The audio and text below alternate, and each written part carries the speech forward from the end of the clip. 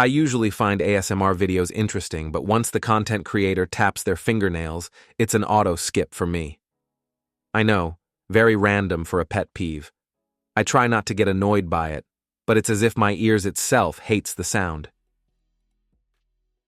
I think it's absolutely absurd that some kids feel like they need to support their parents, as well as parents that feel like their kids owe them something.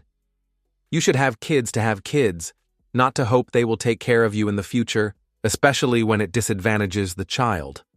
Don't get me wrong, it's a nice thing to do for your parents, but should there be an expectation? Absolutely not. As someone who has been to high school myself, I realize that it feels completely out of the question to suggest non-tech solutions for learning in an age where schools give their students school laptops and use school sites like Canvas or Google Classroom for everything. However, despite the added benefits that tech provides for learning, there is an extreme cost. Students can be doing absolutely anything else on their screens. If students these days can just chat GPT an assignment and get an A in the class, there is zero incentive to pay attention to lectures, lessons, causing a modern epidemic of lazy, disengaged students and unfortunately demotivated teachers as well. I think the only way to fix school in regard to a disengaged student population that feels no need to pay attention in class is to absolutely not allow phones or computers in class and assign paper assignments due during class before students can just chat GPT the answers with their tech. This could look like turning in your phone when you walk in the door and only having out notebooks and writing utensils for learning. Not to say that schools can't still use websites like PowerSchool or Canvas for assignments. I think they should, but only for outside of class usage. We need to get this generation of students on track.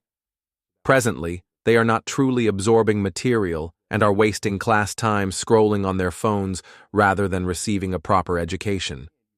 Truly, the only way to fix this is to eliminate the thing that stands in between students and engagement, their phones. Please ban phones in schools. Riding in my mom's brand new car with leather seats has made me realize how atrocious the material actually is for a seat. Whether it's the real leather or fake stuff, leather seats are uncomfortable. They are too slippery with nearly any kind of clothing, and if you wear shorts, the leather sticks to your legs. Furthermore, the leather itself is not cushioning and is very uncomfortable to sit on. It also gets ripped easier and is overall not good looking. Leather is the worst material to use for a seat, especially car seats and computer chairs. I can't ever relax sitting on leather seats because I always end up slipping off. Plus, leather care seats do not retain heat as well as cloth seats, and it feels like sitting on ice when I get in the car on cold days. Laugh tracks get a lot of hate, but they actually add to the experience. They create a sense of atmosphere that makes sitcoms feel more alive, and they make it easier to laugh at jokes that might not otherwise land. Even if the audience is fake, it helps set the comedic rhythm and keeps the humor from feeling awkward or rushed. Sitcoms aren't meant to be deep, introspective content. They're meant to be light, easy to watch, and funny. Having laughter in between jokes feels more natural than dead silence or just moving on without acknowledging the humor. Some shows without laugh tracks suffer from this, making the comedy feel flat or mistimed. Of course, bad writing isn't magically saved by a laugh track, but that doesn't mean laugh tracks are useless. If anything, they enhance good writing just as much as they prop up weaker jokes. I hate people saying you don't need money to be happy and/or have a good life, that all you need is love and blah blah blah.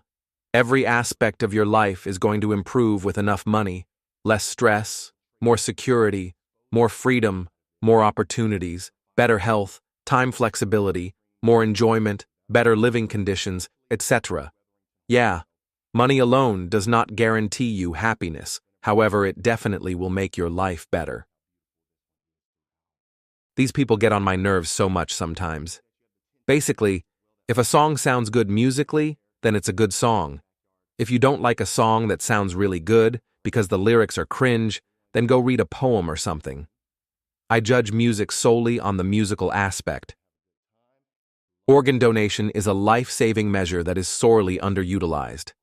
Every year, thousands of people die waiting for organ transplants simply because not enough individuals have voluntarily pledged to donate. While campaigns exist to encourage people to sign up as donors, they have consistently failed to close the gap between the demand for organs and their availability. At the core of the debate is this uncomfortable reality. When a person dies, they no longer exist as a person with rights. Their body is no longer theirs to control, and their wishes should not override the lives of those who still have a future. Why should a deceased person's desire to keep their organs intact be respected when they no longer need them? In the end, a dead body is just that, a body, not a person, and it shouldn't be treated as if it holds any moral claim over its parts when it can save the living. Making organ donation compulsory, with no ability to opt out, would address the severe shortage of available organs and save countless lives. Critics will argue that this violates bodily autonomy, but the simple truth is that when someone dies, their body no longer holds the same rights as when they were alive. Respecting their wishes on this matter is irrelevant if it prevents life-saving medical procedures that could help others. This isn't a matter of sacrificing individual rights. It's about recognizing that those who have passed are no longer part of the equation. Organ donation should be about practicality, not sentimental attachment to outdated ideas about autonomy. By reallocating unused organs from the dead, we could prevent unnecessary deaths and create a more efficient and equitable healthcare system. We've all heard people say, "My past doesn't define me," and honestly, I think that's complete BS. Your past, every decision, mistake, and success shaped who you are today. That's just reality. If you've grown from it, great. That's what you're supposed to do. But let's be real. Most people who say this aren't talking about real growth. They just don't want to be held accountable for their past actions. It's an easy way to brush off mistakes without actually changing anything. They'll act like their past is irrelevant while continuing the same toxic behavior. Your past does define you. The only thing that really matters is whether you let it define you in a way that makes you better, or just use it as an excuse to stay the same. I keep seeing the teasers for the new Shrek, and it reminded me how unfunny I think the original movies were. I only saw the first two, but they were difficult to get through. Something very cringy about their over-the-top wackiness and attempts to make jokes about pop culture that are trying to appeal to adults. I understand it's children's media, but hard for me to get why an adult would like it other than nostalgia. A few times recently, I have seen stories of elderly people or adults taking organ donations from their adult children. I'm always amazed that no one ever sees anything wrong with that. Like an 80-year-old man taking a kidney donation from his 50-year-old daughter. He is compromising the rest of her life for what? Maybe 10 to 15 more years of his? How is that at all acceptable to medical professionals?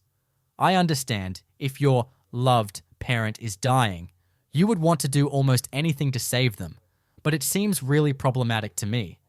Why do people think this is good? These movies were my favorite as a kid. I probably watched Revenge of the Fallen as a youngster more than any other movie besides one. As I grew up, I began to base my opinions on the films around everyone else's, and acted too cool and pretentious for them, as if they were below me. I recently re-watched the first two movies, and hot dang if they weren't fantastic. The story is compelling, the CGI is incredible, the Transformer designs and voice actors are impeccable, the soundtrack absolutely slaps. And this is before you even get to the best installment in the series, Dark of the Moon. Age of Extinction was a major letdown, and The Last Night was so bad that I haven't even considered re-watching it since I first saw it in theaters. But the original Shia LaBeouf trilogy is so dang good. It's nice that I'm getting to the age where I can just enjoy things that I like instead of pretending not to because others don't. I'm hoping someday these movies get the Star Wars prequel treatment and receive the love they rightly deserve. The prequels definitely received some valid criticism and hate, but I don't see what the issue is with the Bayformers. I recently learnt about stem cell research in ninth grade biology, and we learnt about the different views that people have about the research of stem cells. One of the views was that stem cells have human rights because you are technically killing a potential human. I think this is silly because, according to the argument, having sex with a condom kills one potential human, so it would be extremely unethical. Also, the embryo made for stem cell research wouldn't have existed in the first place if not for the purpose of injecting DNA into it.